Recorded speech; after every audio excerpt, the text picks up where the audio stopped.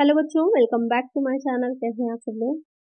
आप लोग का जो व्यवसाय अध्ययन है, बिजनेस स्टडीज है, जो आपकी वो मैं आप लोग को पढ़ा रही थी एनसीईआरटी की बुक से, क्योंकि बहुत ही इंपॉर्टेंट है एनसीईआरटी पढ़ना। आप लोग का जो भी कम्पिटिटिव एग्जाम है, चाहे वो बिहार स्टेट का हो या फिर बीपीएससी का जो 3.0 वैकेंसी आई है, इसके अलावा जिस प्लस पी है या फिर केवीएस के या जिस भी तरह का टीजीटी पीजीटी का आपका अकाउंटेंसी का किसी भी तरह का एग्जाम है, तो वहाँ पर आपके लिए बेस एनसीईआरटी पढ़ना बहुत ही इंपॉर्टेंट हो जाता है, क्योंकि इसी से आपके डायरेक्ट क्वेश्चन बनते हैं और बेस भी क्लियर हो जाता है।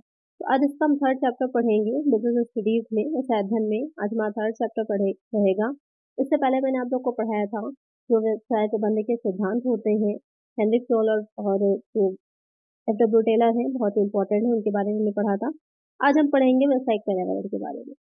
इसके अलावा अकाउंटेंसी क्लास 11 की भी बुक मैंने स्टार्ट कर दी है, तो अगर आपने वीडियो नहीं देखी है तो लिंक मैं डिस्क्रिप्शन में दे दूँगी, वो भी देख लीजिएगा, बहुत ही इंपॉर्टेंट है। तो वीडियो को शुरू करते हैं, लेकिन शुरू करने से पहले जिन बच्चों ने चैनल को सब्सक्राइब नहीं किया है, सब्सक्राइब कर लीजिए। वीडियो अच्छी लगेगी लाइक कर दीजिएगा और फ्रेंड्स साथ शेयर भी कर दीजिएगा।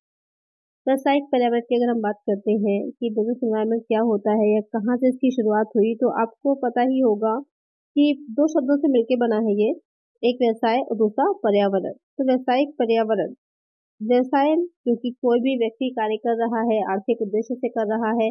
और पर्यावरण क्या होता है, हमारा एक चारों तरफ जो आवरण होता है उसको पर्यावरण कहा जाता है। और जब बिजनेस की हम बात करेंगे तो बिजनेस के चारों तरफ जो आवरण है जिसके अंदर बिजनेस कार्य कर रहा है, वो क्या कहलाता है, उसका पर्यावरण कहलाता है।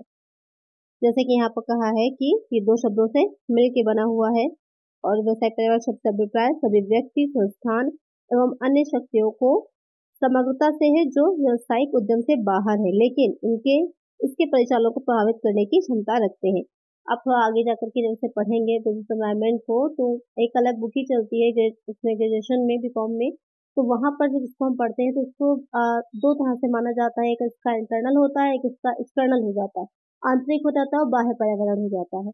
तो वहां पर कुछ हिस्सा जो होता है पर्यावरण का वो बिजनेस के अंदर होता है जिसका कंट्रोल होता है, कुछ बाहर होता है जिसका कंट्रोल नहीं होता। यहाँ पर जो हम बात कर रहे हैं कि किस तरह से पर्यावरण होगा जो कि व्यवसायिक उद्यम जो होगा उसके बाहर है, चारों तरफ फैला हुआ है और उस पर कंट्रोल नहीं किया जा सकता, क्योंकि चेंजेस होते रहते हैं। कैसे, किस तरह से, अभी हम समझेंगे। एक लेखक ने इसको इस प्रकार से प्रस्तुत किया है कि यदि यदि संपूर्ण जगत को लें और उसमें से संगठनों का प्रतिनिधित्व करने वाले उप समूह को अलग कर दें तो शेष रह जाता है, वह पर्यावरण कहलाता है।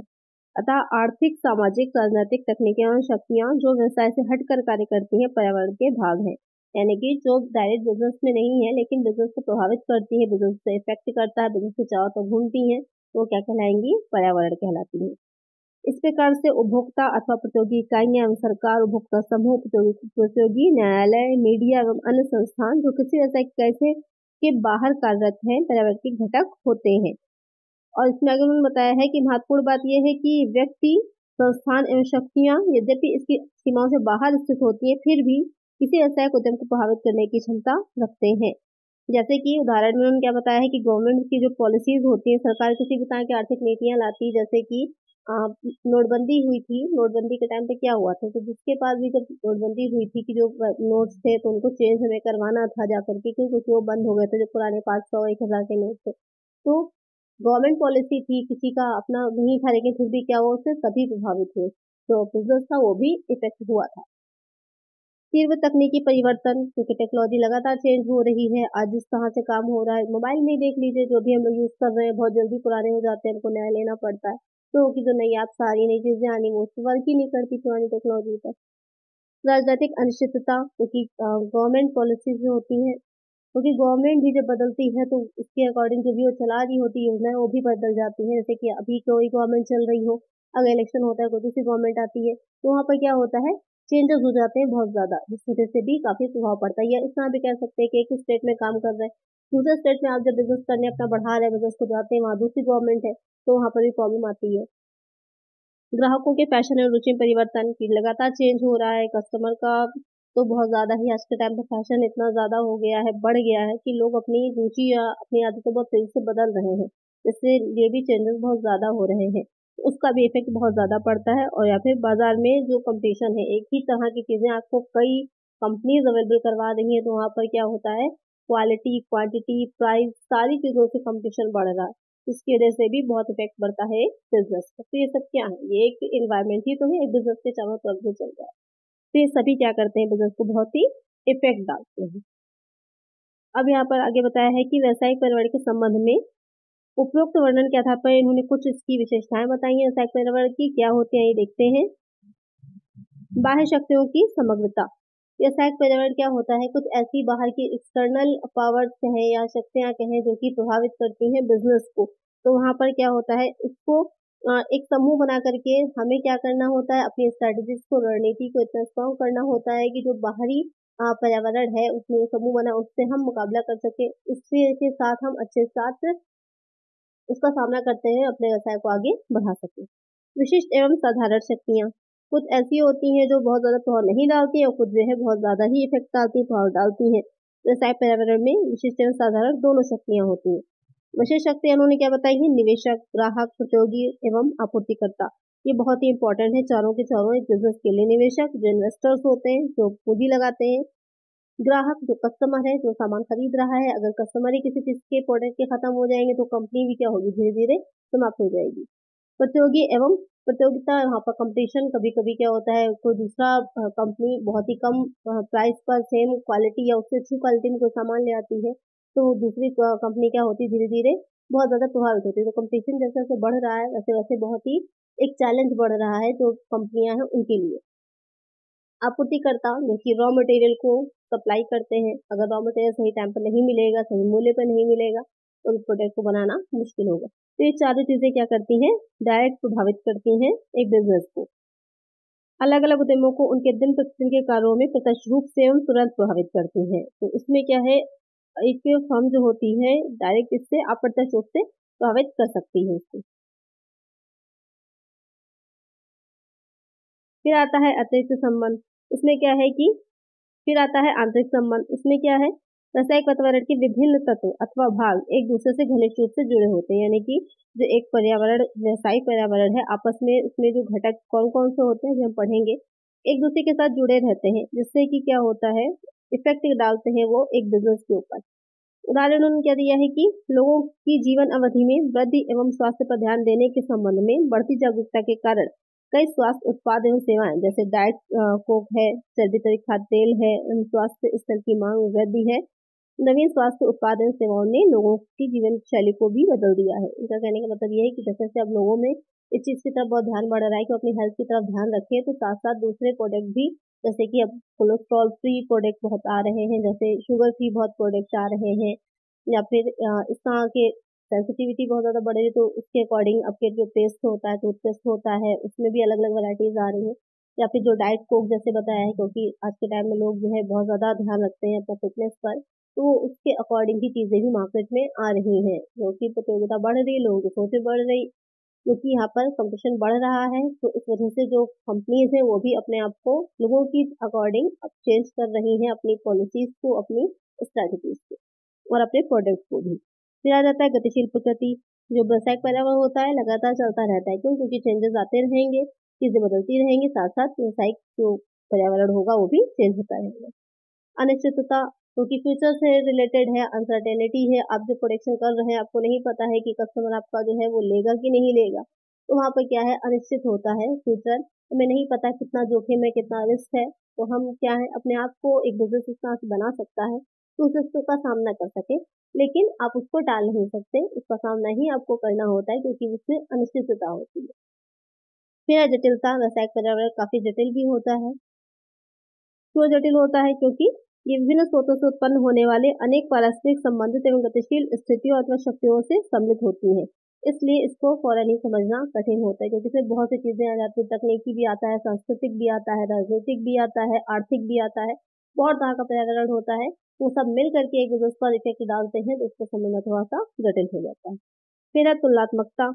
व्यावसायिक पर्यावरण एक तुलनात्मक अवधारणा है, क्योंकि ये भिन्न भिन्न देशों में एवं भिन्न भिन्न क्षेत्रों में अलग अलग होता है। उदाहरण के लिए उन्होंने कहने का मतलब ये है कि जैसे कि अलग अलग कंट्रीज हैं, क्योंकि अब तो ग्लोबलाइजेशन बढ़ गया, वैश्वीकरण बहुत ज्यादा बढ़ गया है, वहाँ पूरा विश्व को एक बाजार, एक मार्केट की तरह देखा जाता है। लेकिन क्या है, अलग अलग जगहों पर अलग अलग सिचुएशंस होती हैं, कोई डेवलप्ड कंट्री है, कोई डेवलपमेंट वाली कंट्री है, कोई पिछड़ी कंट्री है तो अलग अलग तरह की कंट्रीज हैं, तो वहाँ पर पर्यावरण भी अलग अलग होता है और एक का इफेक्ट दूसरे पर पड़ता है।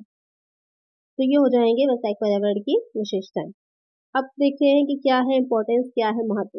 बिजनेस एनवायरनमेंट का बहुत इंपॉर्टेंस है, बहुत महत्व है। जब तक आपको बिजनेस एनवायरनमेंट की अच्छे से जानकारी नहीं होगी तब तक एक बिजनेस को सही ढंग से सही तरह से आप चला नहीं सकते हैं। तो क्या है इम्पोर्टेंस, सही देखते हैं।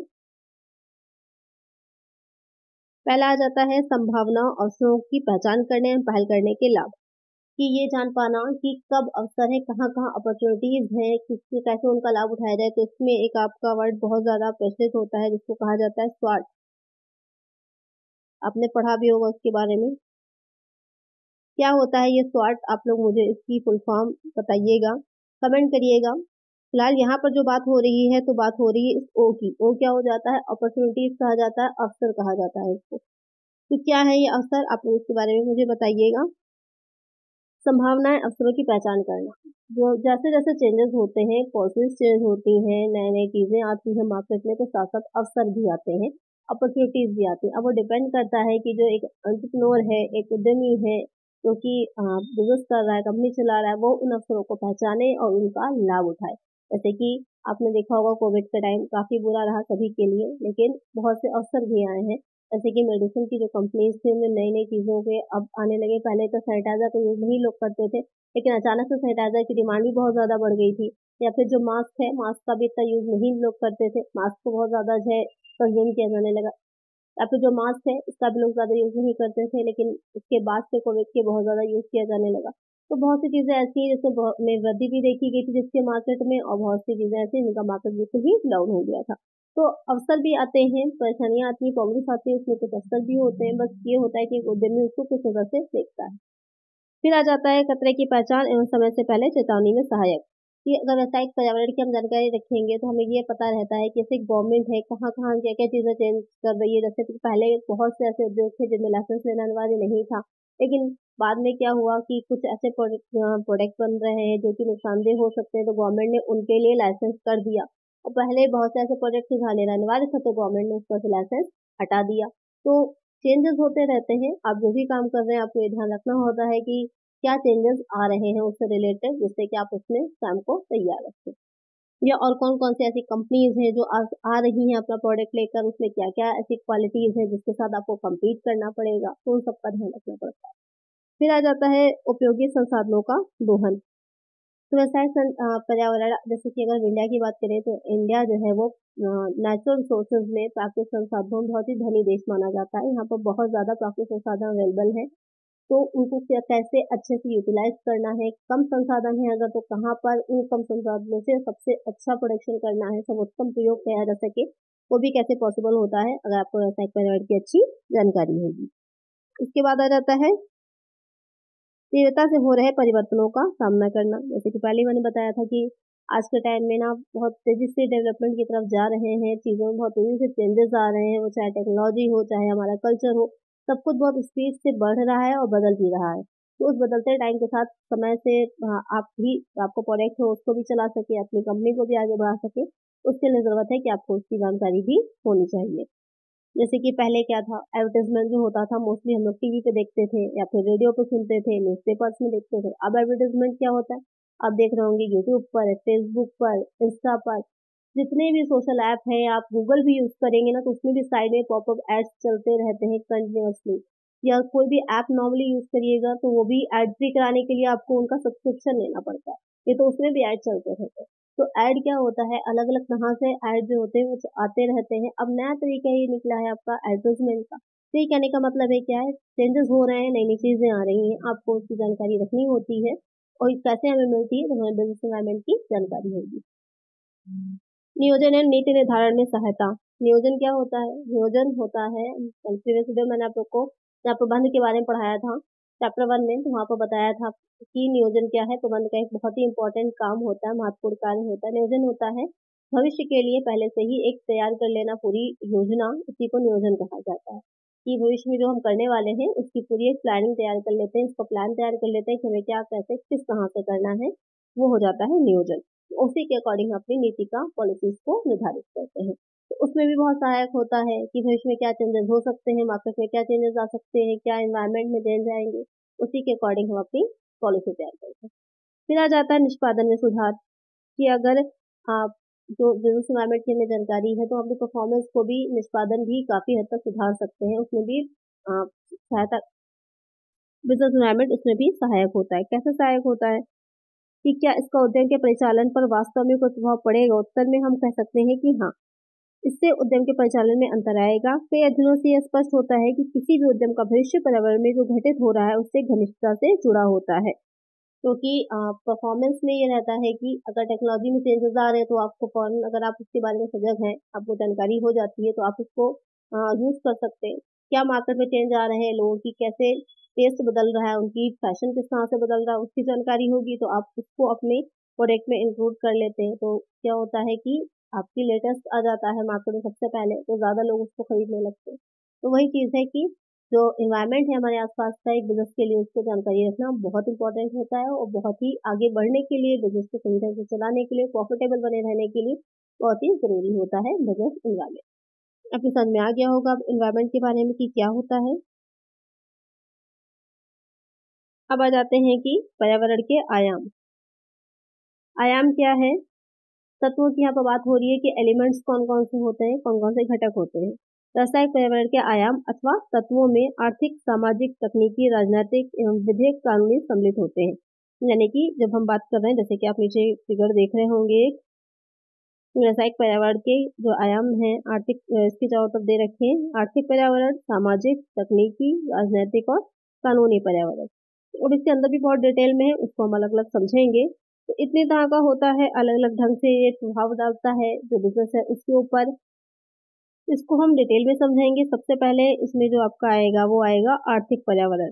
तो आर्थिक पर्यावरण क्या होता है, कैसे प्रभाव डालता है, इसको हम नेक्स्ट, इसका जो पार्ट आएगा उसमें डिटेल में समझेंगे। तो आज की वीडियो में इतना ही। अगर वीडियो अच्छी लगी है तो लाइक कर दीजिएगा, चैनल पर नए सब्सक्राइब कर दीजिएगा, और अकाउंटेंसी से रिलेटेड जो आपकी सीरीज अभी नहीं आ रही है उसको ज़रूर देखिएगा, बहुत इंपॉर्टेंट है। आपके बहुत से ऐसे क्वेश्चंस होते हैं जो वहाँ से सीधे डायरेक्ट पूछे जाते हैं, तो आपको आसानी से समझ में आ जाएगा, जो किसी भी आपको कॉम्पिटिटिव बुक में या आप ग्रेजुएशन की बुक्स पढ़ेंगे तो वहाँ पर नहीं मिलेंगे।